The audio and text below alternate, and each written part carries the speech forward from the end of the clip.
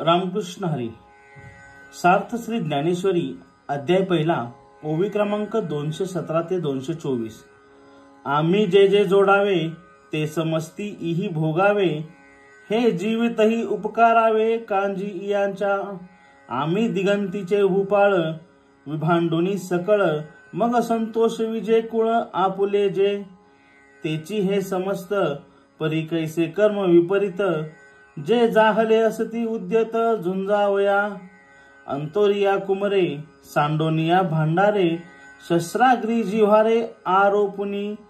Isaiah ते कैसे निमारू कवनावरी शस्त्र धरू, निज हृदया करू घातू केवी. हे नेनसी तू कवन परी पैल भीष्म द्रोण, जयांचे उपकार असाधारण आम्हा बहुत.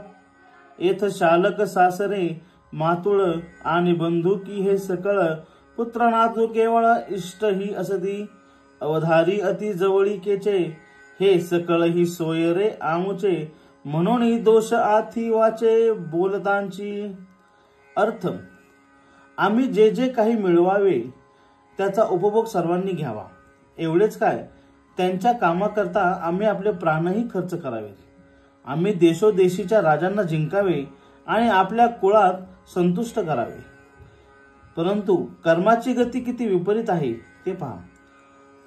तेच आमचे सर्व गोत्रज युद्ध करण्यासाठी प्रवृत्त झाले आहेत.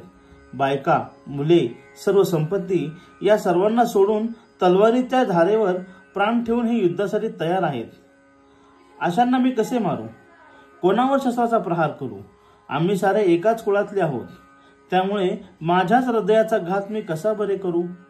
हे श्रीकृष्णा, युद्धासाठी आमच्या समोर कोण उभे आहे हे तुला माहित आहे. पलीकडे भीष्माचार्य आणि द्रोणाचार्य उभे आहेत. त्यांचे आमच्यावर अनन्यसाधारण उपकार आहेत.